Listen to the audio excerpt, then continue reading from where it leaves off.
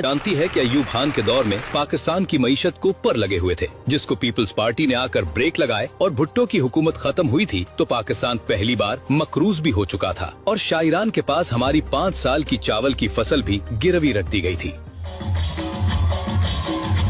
Peoples party के हाथों इस माशी तबाही की एक मिसाल बेनजीर इनकम सपोर्ट प्रोग्राम भी है, जिसमें आवाम में 838 अरब रुपए भीख के तौर पर बांटे जाते हैं। एक ऐसी मईशत जो शदीद कर्जों में जकड़ी हुई है, इसके लिए ये बोझ नाकाबिले बर्दाश्त है। ये रकम ऐसे मंसूबों में लगनी चाहिए जो लोगों को भिखारी बनाने के बजाय रोजगार फराहम करे। पीपल्स पार्टी की पाकिस्तानी मईशत को लगाए गए टीकों में एक और बड़ी मिसाल पाकिस्तान स्टील मिल भी है। ये मिल जब हमें रूस ने लगा कर दी तो पीपल्स पार्टी का ही दौर था और ये उसी वक्त खसारे में चली गई। फिर जनरल ज़िया का दौर आया तो पहली बार इस स्टील मिल ने 3 शिफ्टों में काम किया और अपनी पैदावार दी। इसका खसारा न होने के बराबर रह गया।